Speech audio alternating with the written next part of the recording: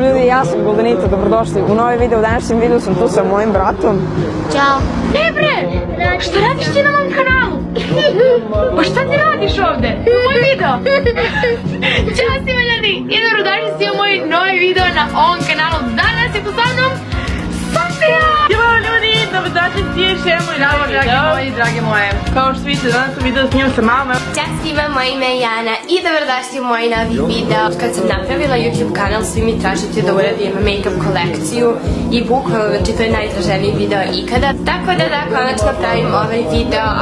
Zdravo svima, ja sam Anđela, ja sam Nađa i dobrodošli u naš novi video. Pozdrav svima muđa ovdje! Kao što svi znate, prošla je nova godina. Nadam se da se svi naši put do kuća, za oni koji... I posebno ljudi, moj video, ja sam kao što vidite, danas snimamo konačno serijal koji nisam snimio na kanalu jako dugo. Zdravo ekipa, srećna nova godina! Želimo da vam nova 2020. godina bude najsrećnija i najuspješnija godina do sada. I želimo da vam se zahvalimo na veliko. Gdje ste ekipo, vaš čovjek Jota ovdje sa novim videom za vas, za koji sam vam pripremio nešto što ste svi u komentarima... Okej, mislim da sam oficijalno zakasnio sad po Šoneta. Ne vezi...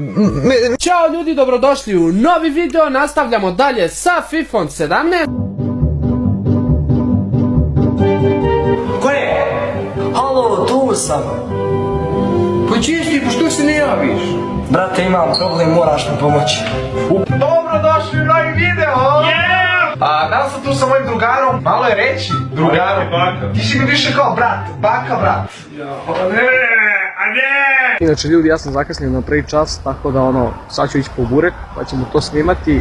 I koga jebe, ja zakasnio. Znači brat, spava nešto na stolici kao pogubio se. Smije se. I dobro došli.